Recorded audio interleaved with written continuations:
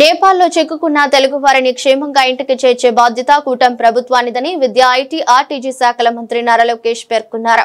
ఈ మేరకు సచివాలయం 4వ బ్లాక్ లోని పబ్లిసిటీ సెల్ లో నిర్వహించిన విలేకరుల సమావేశంలో మంత్రి లోకేష్ మాట్లాడుతూ నేపాల్లో ఉన్న పరిస్థితులను ఎప్పటికప్పుడు గమనించాం.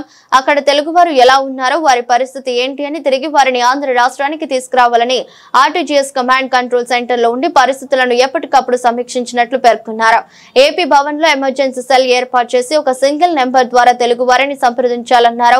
ఎవరైతే ఆ నెంబర్ కు ఫోన్ చేశారో ఒక ట్రాకర్ మెయింటైన్ చేసి ప్రతి 2 గంటలకు ఒకసారి పరిస్థితిని సమీక్షించామని తెలిపారు.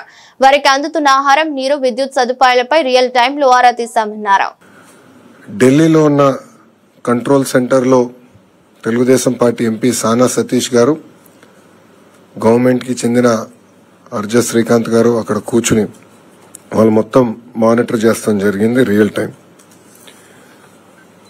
ఇప్పటికీ మా దగ్గరున్న సమాచారం మేరకు 217 మంది ఆంధ్రలో 12 లొకేషన్స్ లో, అంటే హోటల్స్ కానివ్వండి లేదంటే వేరే పట్టణాల్లో కానీ 12 లొకేషన్స్ లో వాళ్ళు ఉన్నారు.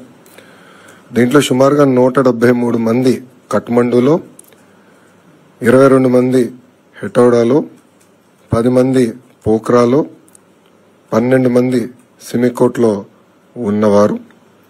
ఇది మేము టైం టు టైం మానిటర్ చేస్తున్నాం. దాంట్లో సుమారుగా 118 మంది మహిళలు ఉన్నారు, 98 మంది మగవాళ్ళు ఉన్నారు. అటు ఏపీ భవన్ కానివ్వండి, ఇక్కడ ఆంధ్ర రాష్ట్రంలో ఉన్న కమాండ్ సెంటర్ కానివ్వండి, మేము టైం టు టైం అటు ఎంబసీతో అదేవిధంగా ఇతర అధికారులతో మాట్లాడటం జరిగింది. ప్రధానంగా కఠ్మండు నుంచి రేపు ఆంధ్రల్ని తిరిగి తీసుకొచ్చేదానికి రేపు మధ్యాహ్నం ఒక ఫ్లైట్ ప్రత్యేక ఆంధ్ర రాష్ట్రం ఏర్పాటు చేసిన ఫ్లైట్ కఠ్మండులో ల్యాండ్ అయ్యి ఆంధ్రులందరినీ అక్కడ నుంచి తీసుకొచ్చి first halt Visakhapatnam, second halt కడపలో చేస్తాం జరుగుతుంది.